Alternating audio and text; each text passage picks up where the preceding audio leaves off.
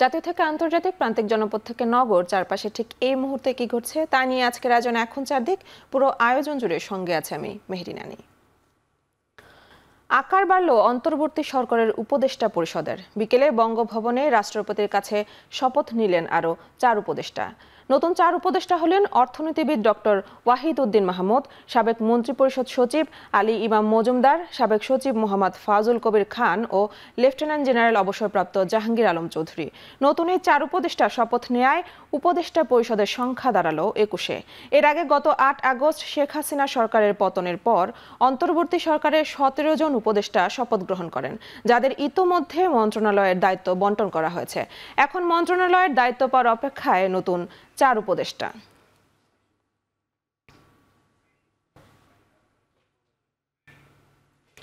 রাজধানীর new market থানায় করা হত্যা মামলায় সাবেক সেনা কর্মকর্তা জিয়াউল আহসানকে 8 দিনের রিমান্ড দিয়েছেন মুখ্য মহানগর হাকিমের আদালত।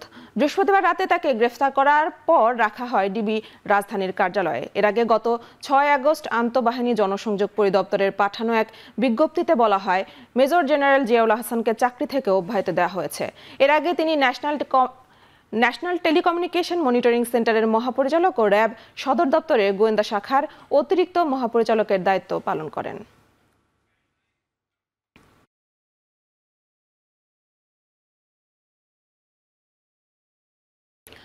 বাংলাদেশে হওয়া ছাত্র আন্দোলনের 16 জুলাই থেকে 11 আগস্ট পর্যন্ত অন্তত 650 জন প্রাণ হারিয়েছেন বলে প্রতিবেদন প্রকাশ করেছে জাতিসংঘের মানবাধিকার বিষয়ক সংস্থা। শুক্রবার প্রকাশিত প্রতিবেদনে এ দাবি করা হয় যে মোট নিহত সংখ্যার মধ্যে 5 থেকে 6 আগস্টই প্রাণ গেছে 250 জনের। 7 থেকে 11 আগস্ট পর্যন্ত যারা মারা গেছেন তারা সবাই বিভিন্ন হাসপাতালে আহত অবস্থায় চিকিৎসাধীন ছিলেন। আর এই ঘটনাকে অসামঞ্জস্যপূর্ণ বল প্রয়োগ এবং বিচার বহির্ভূত হত্যাকাণ্ড হিসেবে চিহ্নিত করেছে সংস্থাটি। এমনকি নিরাপত্তা বাহিনী বিক্ষোভকারীদের উপর গুলি চালানোর জন্য হেলিকপ্টার ব্যবহার করে সহিংসতা আরও তীব্র পর্যায়ে নিয়ে গেছে দাবি করা হয়েছে। এমনকি ইন্টারনেট বন্ধ করে বিএনপি জামাতের নেতাকর্মী, ছাত্রনেতাদের টার্গেট করে গ্রেফতার অভিযান চালানো হয়েছে। এর মধ্যে 4.5 লাখ অজ্ঞাতনামা এবং 2000 চিহ্নিত ব্যক্তিকে বিভিন্ন অপরাধের জন্য নথিভুক্ত হয় বলেও প্রতিবেদনে উঠে এসেছে। 15 আগস্টে ধানমন্ডি 32 সহ বিভিন্ন জায়গায় অনাকাঙ্ক্ষিত ঘটনায় দুঃখ প্রকাশ করে বৈষম্য বিরোধী ছাত্র আন্দোলনের সমন্বয়ক সার্জিস আলম বলেন, কেউ জড়িত থাকার অভিযোগ প্রমাণিত হলে কমিটি থেকে প্রত্যাহার করার পাশাপাশি আইনি ব্যবস্থা নেওয়া হবে। সকালে ঢাকা বিশ্ববিদ্যালয়ের অমর একুশে হলের সামনে সাংবাদিকদের তিনি আরও জানান, কেউ শোক ও শ্রদ্ধা জানাতে চাইলে তাকে বাধা দেওয়া যাবে না। সমালোচনার পাশাপাশি সবাইকে তার প্রাপ্য সম্মান দিতে হবে। ধানমন্ডি 32 ঢাকার বিভিন্ন স্থানে এমন অনেক অনাকাঙ্ক্ষিত ঘটনা হয়েছে যেগুলো আমাদের এই গণঅভ্যুত্থানের স্পিরিটের সাথে যায় না। আমার বাবার বয়সী একজনকে কান ধরে উঠবোস করানো হচ্ছে, আমার বাবার বয়সী একজনকে বিবস্ত্র করানো হয়েছে এবং মানুষজন যা ইচ্ছা তাই বলছে। অসংখ্য মানুষের ফোন চেক করা হচ্ছে। আমি দেখেছি আমার মায়ের বয়সী একজনের গায়ে হাত তোলা হয়েছে। আমরা খুঁজে তথ্য প্রমাণের ভিত্তিতে যদি সিঙ্গেল একজন সমন্বয়ক বা সহ সমন্বয়ক পুরো বাংলাদেশে পেয়ে থাকি, এটার সাথে যুক্ত কোনোভাবে, আমরা তৎক্ষণাৎ তাকে আমাদের ওই কমিটি থেকে, ওই টিম থেকে বহিষ্কার করব। তারা যে কাজটি করেছে, মানে একজন মানুষকে বিবস্ত্র করা থেকে শুরু করে গায়ে হাত তোলা, এগুলো কোনোদিন আইনসঙ্গত নয়। সেই জায়গা থেকে তাদের আইনগত ব্যবস্থা নেওয়ার জন্য যা করা প্রয়োজন, একটি প্রেশার গ্রুপ হিসেবে বৈষম্য বিরোধী ছাত্র আন্দোলন সেই কাজটি করবে। আপনাদেরকে তাদের জায়গাটি বুঝিয়ে দিয়ে সরিয়ে যেতে হবে এবং আপনাদেরকে অবশ্যই শিক্ষা প্রতিষ্ঠানে ফিরে যেতে হবে, আপনাদের ক্লাসে ফিরে যেতে হবে, পড়ায় ফিরে যেতে হবে। বৈষম্য বিরোধী ছাত্র আন্দোলন আসলে এরকম কোনো কিছুকে প্রমোটই করে না যে কেউ একজন কোনো একটি হোস্টেলে গিয়ে সার্চ করবে, কেউ একজন কোনো একটি আবাসিক হোটেলে যাবে। বিএনপি সহিংসতা ও প্রতিহিংসার রাজনীতি করে না বলে মন্তব্য করেছেন বিএনপি মহাসচিব মির্জা ফখরুল ইসলাম আলমগীর। বেগম খালেদা জিয়ার জন্মদিন উপলক্ষে নয়াপল্টনে দলের কেন্দ্রীয় কার্যালয়ে আয়োজিত দোয়া মাহফিল অনুষ্ঠানে তিনি জানান, খালেদা জিয়াকে চিকিৎসার জন্য বিদেশে নেয়ার চেষ্টা হচ্ছে। ম্যাডাম, অতি শীঘ্র আমরা বিদেশে চিকিৎসার জন্য নিয়ে যাব। আমরা আল্লাহর কাছে দোয়া করি যে সমস্ত সুস্থ হয়ে আমাদের মাঝে ফিরে আসেন। আল্লাহ তাআলা থেকে সম্পূর্ণ সুস্থতা দান করুক এবং চিকিৎসা করে যেন আমাদের মাঝে ফিরে আসতে পারেন, বাংলাদেশের মানুষের কাছে ফিরে আসতে পারেন। সেই সঙ্গে যারা শহীদ হয়েছেন তাদের জন্য আমরা দোয়া করব। যারা আহত হয়েছেন তাদের সুস্থতার জন্য দোয়া করব। আর দলকে শক্তিশালী এবং অত্যন্ত ভালো ইমেজ নিয়ে দল চলুক, এই দোয়া আমরা করব। বৈষম্য বিরোধী ছাত্র জনতার গণ অভ্যুত্থানের শহীদদের স্মরণে দোয়া ও সবার আয়োজন করেছে forum of diploma engineers Bangladesh. অনুষ্ঠানে বক্তারা বলেন, এই আন্দোলন সব বৈষম্যকে বিতাড়িত করছে। বেতন কাঠামো না থাকায় অনেক মেধাবী ইঞ্জিনিয়ারের ও সঠিক মূল্যায়ন করা হয়নি। সেই বৈষম্যের অবসান ঘটিয়েছে ছাত্র জনতা, এমনটাই দাবি করেন উপস্থিত প্রকৌশলীরা। নতুন বাংলাদেশ বৈষম্যহীন হয়ে গড়ে উঠবে বলে আশা রাখেন তারা। অনুষ্ঠানে প্রধান অতিথি হিসেবে উপস্থিত ছিলেন সাংবাদিক রুহুল আমিন গাজী। সভায় সভাপতিত্ব করেন এফডিইবি এর সভাপতি প্রকৌশলী মোহাম্মদ গিয়াসউদ্দিন।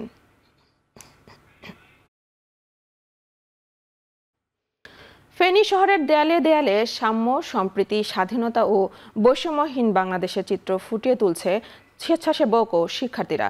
রংতুলির আঁচড়ে রাঙিয়ে তুলছে জনপদকে।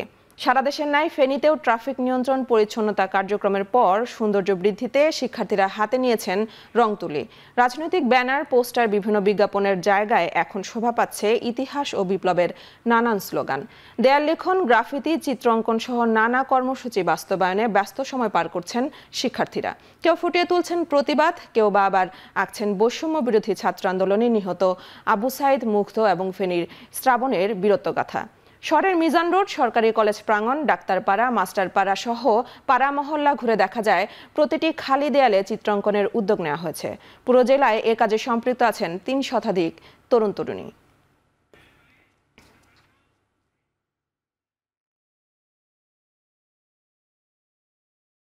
এখন চারদিকে নিচ্ছে একটি বিরতি, ফিরছি একটু পরেই।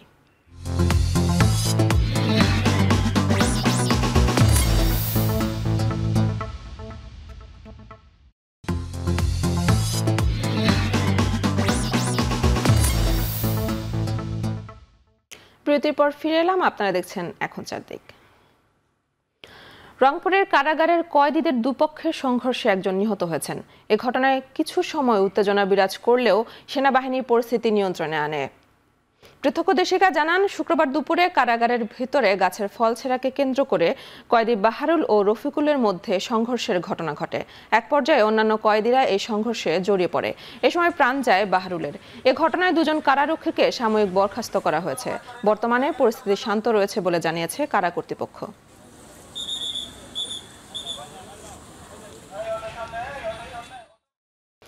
সাপ্তাহিক ছুটির দিনে চট্টগ্রামের বাজারে বেড়েছে সবজির দাম। সপ্তাহ ব্যবধানে কেজিতে 10 থেকে 20 টাকা বাড়তি দামে বিক্রি হচ্ছে বিভিন্ন সবজি।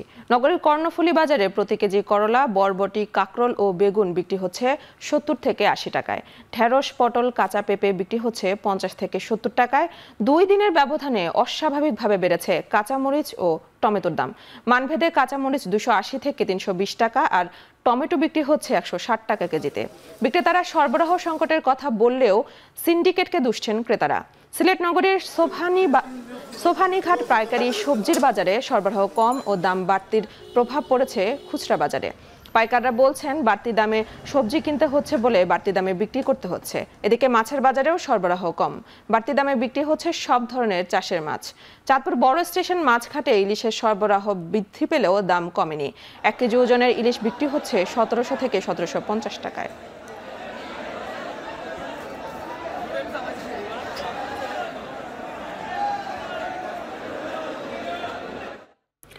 শিক্ষার্থীদের সাথে নিয়ে রাজধানীর কারওয়ান বাজারে অভিযান পরিচালনা করেছে জাতীয় ভোক্তা অধিকার সংরক্ষণ অধিদপ্তর।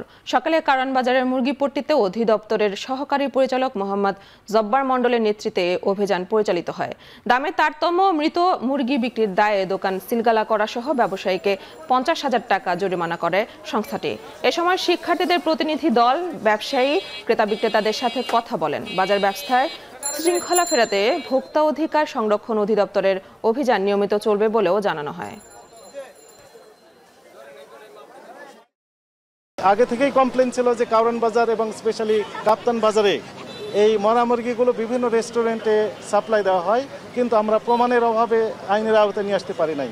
কিন্তু এখানে আমাদের কাছে এভিডেন্স আছে এবং ওনার কথার যে স্বীকারোক্তি, তার প্রেক্ষিতে এটি প্রমাণিত হয় যে এই মরা মুরগিগুলোই মূলত ওনারা প্রসেস করে ফ্রিজে সংরক্ষণ করেছেন দীর্ঘদিন যাবত। ফ্রিজে অনেক ধরনের মুরগি ফ্রিজ আপ করে রাখতেছে, এখন আমরা তো বলতে পারতেছি না এই মুরগিগুলো আসলেই কি মরা মুরগি না ভালো মুরগি। বলতেছে আমরা পাইকারি আড়ত থেকে কিনছি, এখানেই পাইকারি আড়ত, আপনি সাথে চলেন ওরা কিনে। তো এখানে ঢোকার পরে দেখলাম যে ওরা অতিরিক্ত দাম। প্রায় 1 মাস পর সৈকতের শহর কক্সবাজারে বেড়েছে পর্যটকের উপস্থিতি। বৃষ্টি আর বৈরী আবহাওয়া উপেক্ষা করে সকাল থেকে সাগর জলে আনন্দে মেতেছে পর্যটকরা। পর্যটকের উপস্থিতি বাড়ায় চাঙ্গা হতে শুরু করেছে হোটেল, রিসোর্ট, রেস্তোরাঁ সহ পরিবহন খাত। এতে স্বস্তি ফিরেছে স্থানীয় ব্যবসায়ীদের মাঝে। অধিকাংশ হোটেল মোটেলের 40 থেকে 50% কক্ষ বুকিং হয়েছে। সেই হিসেবে 40 থেকে 50 হাজার পর্যটক কক্সবাজারে অবস্থান করছেন। হোটেল মালিকরা বলছেন, গেল 1 মাসে কক্সবাজারের 15টি খাতে দৈনিক ক্ষতি হয়েছে 25 থেকে 30 কোটি টাকা। সাপ্তাহিক ছুটির দিনে দেশের বিভিন্ন স্থান থেকে হাজারো পর্যটক ছুটে এসেছেন সাগরকন্যা কুয়াকাটায়। তবে কাঙ্ক্ষিত পর্যটক না আসায় মন্দাভাব কাটছে না স্থানীয় বাণিজ্যিক কার্যক্রমে। বুকিং হয়েছে কুয়াকাটার 3 শতাধিক হোটেল মোটেলে 25 থেকে 45% রুম। চলমান রাজনৈতিক অস্থিরতায় রাঙামাটি শহর, সাজেক ও কাপ্তায়ে কাঙ্ক্ষিত পর্যটক না আসায় পর্যটন কেন্দ্রিক ব্যবসা বাণিজ্যের ধস নেমেছে। ব্যবসায়ীরা বলছেন, দৈনিক কোটি টাকার বেশি ক্ষতিগ্রস্ত হচ্ছে স্থানীয় পর্যটন খাত। দীর্ঘ 28 দিন বন্ধ থাকার পর কুড়িগ্রাম ঢাকা রেলপথে আন্তনগর ট্রেন কুড়িগ্রাম এক্সপ্রেসের চলাচল শুরু করেছে। সকাল 7টা 20 মিনিটে ঢাকার উদ্দেশ্যে কুড়িগ্রাম ছেড়ে যায় ট্রেনটি। কুড়িগ্রামের 18 লক্ষাধিক মানুষের রাজধানী সহ দেশের বিভিন্ন অঞ্চলে যাতায়াতের একমাত্র স্বাচ্ছন্দ্যময় বাহন কুড়িগ্রাম এক্সপ্রেস। ট্রেনটিতে কুড়িগ্রামের মানুষের জন্য আসন বরাদ্দ 142টি। যাত্রী উপস্থিতি কম থাকায় 76 জন যাত্রী নিয়ে ট্রেনটি ফের যাত্রা শুরু করেছে। দীর্ঘদিন পর আন্তনগর ট্রেন চালু হওয়ায় স্বস্তি প্রকাশ করেছে যাত্রীরা। পরিস্থিতি তুলনামূলক ভালো হলে যাত্রী সংখ্যা আরও বাড়বে বলে জানিয়েছেন রেলওয়ে কর্তৃপক্ষ।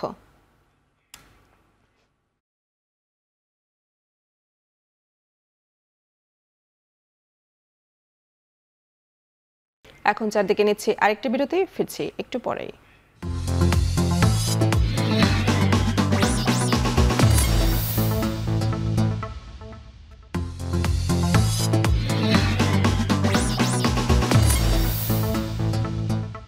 বিরতির পর ফিরে এলাম, আপনারা দেখছেন এখন চারদিক। নারী চিকিৎসককে ধর্ষণ ও হত্যার ঘটনায় বামদলগুলোর ডাকে পশ্চিমবঙ্গ জুড়ে চলছে 12 ঘন্টার বাংলা বন্ধ। এছাড়াও মুখ্যমন্ত্রী পদত্যাগের দাবিতে বিজেপির নেতৃত্বে রাজ্যব্যাপী চলছে অবরোধ ও কর্মবিরতির কর্মসূচি। পাল্টা কর্মসূচি হিসেবে অভিযুক্তদের ফাঁসির দাবিতে শুক্রবার বিকেলে মমতার নেতৃত্বে মিছিল করে তৃণমূল কংগ্রেস। ইন্টার্ন চিকিৎসককে ধর্ষণ ও হত্যার ঘটনায় 24 ঘন্টার কর্মবিরতি ঘোষণা করেছে ইন্ডিয়া মেডিকেল অ্যাসোসিয়েশন। জরুরি সেবা ছাড়া 24 ঘন্টায় দেয়া হবে না কোনো সেবা। এর আগে দোষীদের বিচারের দাবিতে বৃহস্পতিবার রাতেও ভারতের বিভিন্ন স্থানে মোমবাতি প্রজ্বলন করে বিক্ষোভ করেন নারীরা। এদিকে ভারতের উত্তরাখণ্ডে বাড়ি ফেরার পথে এক নার্সকে ধর্ষণ করে হত্যা করা হয়েছে। তার মরদেহ পাওয়া গেছে 9 দিন পর। রাশিয়ার সীমান্তবর্তী কুরস্ক অঞ্চলের সুজজা শহর দখলে নেয়ার দাবি করেছে ইউক্রেন। গেল 10 দিনে এই শহরে ইউক্রেনের সেনা অনুপ্রবেশের ঘটনা ঘটেছে। এই শহর রাশিয়ার গ্যাস টার্মিনালের পাশে অবস্থিত, যেখান থেকে ইউক্রেন হয়ে গ্যাস ইউরোপে যায়। পাশাপাশি কুরস্কের পশ্চিমাঞ্চলে সেনাবাহিনীর কার্যালয় স্থাপন করেছে কিয়েভ। এখন পর্যন্ত 1150 স্কয়ার কিলোমিটার এলাকা দখলে নেওয়ার কথা জানিয়েছে ইউক্রেনের সেনাপ্রধান ওলেকজান্ডার সিরস্কি। যদিও কিয়েভ বলছে এই অঞ্চল দখলে নেবে না তারা।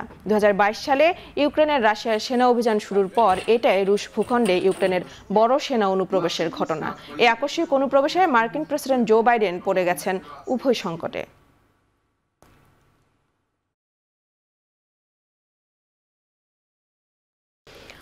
পুয়ের্তো রিকোয় তাণ্ডব চালে বারমুডার দিকে এগুচ্ছে হারিকেন আর্নেস্টো। এর মধ্যে শক্তি সঞ্চয় করে হারিকেনটি পরিণত হয়েছে ক্যাটাগরি 2 মাত্রায়। আর্নেস্টোর আঘাতে বিদ্যুৎহীন পুয়ের্তো রিকোর প্রায় 3 লাখ বাসিন্দা। 10 ইঞ্চির বেশি বৃষ্টি হওয়ায় দেশটিতে জারি করা হয়েছে বন্যা সতর্কতা। শনিবার নাগাদ বারমুডায় আঘাতে হানতে পারে আর্নেস্টো। এ সময় হারিকেনের শক্তি বেড়ে পৌঁছাতে পারে ক্যাটাগরি 3 মাত্রায়। প্রাণহানি এড়াতে বাসিন্দাদের নিরাপদ আশ্রয়ে যাবার আহ্বান জানিয়েছে দেশটির সরকার। মাত্র 1 মাসের মধ্যে ক্যারিবীয় অঞ্চলের দ্বিতীয় হারিকেন আর্নেস্টা। গেল মাসে হারিকেন বেরিলের আঘাতে প্রাণ হারান অর্ধশতাধিক ব্যক্তি।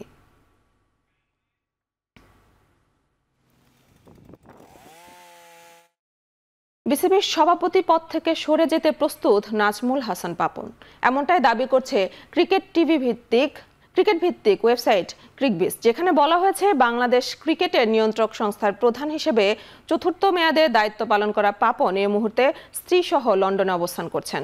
তাছাড়া আওয়ামী লীগপন্থী কয়েকজন প্রভাবশালী বোর্ড পরিচালকও আত্মগোপনে রয়েছেন।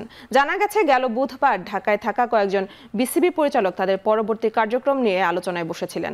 কারণ এর মধ্যে পাপনের পদত্যাগের দাবিতে বিসিবির সামনে সাবেক কর্তাসহ ক্রীড়া সংগঠকরা কর্মসূচি পালন করেছেন। বিসিবির বর্তমান কমিটির মেয়াদ 2025 সালের অক্টোবর পর্যন্ত। প্রায় 4 মাসের লম্বা বিরতির পর টেস্ট ক্রিকেটে ফিরছে বাংলাদেশ। তাই পাকিস্তান সিরিজের আগে নিজেদের সেভাবে প্রস্তুত করেছে বলে জানান টাইগার পেসার শরীফুল ইসলাম। প্রথম টেস্টের ভেন্যু লাহোরের সংবাদ সম্মেলনে শরীফুল বলেন, হোম গ্রাউন্ডে পাকিস্তান কঠিন প্রতিপক্ষ। এছাড়া বাবর আজমদের ব্যাটিং লাইন আপ নিয়েও নিজের পরিকল্পনার কথা জানায় বাঁহাতি এই pacer. I think it's really hard to prepare for Red Bull cricket after a long time. But we need to adjust because I have some days, so I need to more preparation, my fitness and like bowling workloads. They are world-class batsmen, but like we have good bowling attacks, so we need to fight back with them. So now my dream wicket is Babar Azam Bhai, so I need to. If I get Babar Azam Bhai, so I'm really happy with that. নারী big ব্যাশের দল Sydney থান্ডারের সঙ্গে 3 বছরের জন্য চুক্তিবদ্ধ হয়েছেন শ্রীলঙ্কার অধিনায়ক চামারি আতাপাত্তু। গেল মৌসুমে দলটির হয়ে 42.46 গড়ে 552 রান করার পাশাপাশি নিয়েছিলেন 9টি উইকেট, জিতেছেন টুর্নামেন্ট সেরার পুরস্কার। সেবার ড্রাফটেই ছিলেন না লঙ্কান অলরাউন্ডার, তখন দারুণ পারফর্ম করায় লম্বা সময়ের জন্য তার সঙ্গে চুক্তি করেছে সিডনি থান্ডার। এবারে বিগ ব্যাশ শুরু হবে অক্টোবর মাসে। আতাপাত্তুর দল থান্ডার নিজেদের প্রথম ম্যাচ খেলবে 28 অক্টোবর। প্রতিপক্ষ হোবার্ট হারিকেন্স প্রথম ম্যাচেই খেলার কথা রয়েছে তার।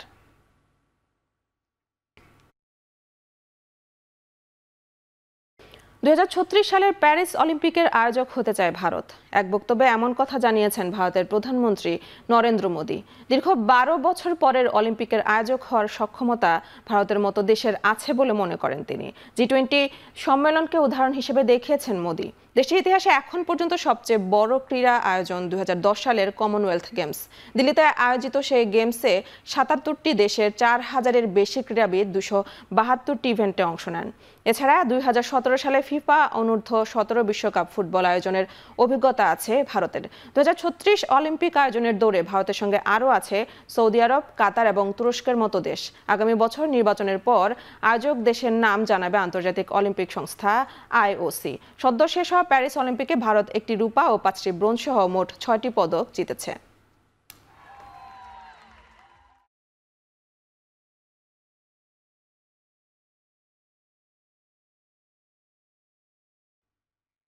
শেষ করছে এখন চারদিক। এখন টেলিভিশন ওয়েবসাইটে দেখতে ভিজিট করুন www.ekhon.tv, ফেসবুকে দেখতে ভিজিট করুন facebook.com/tv.ekhon এবং ইউটিউবে দেখতে ভিজিট করুন youtube.com/c/ekhon tv।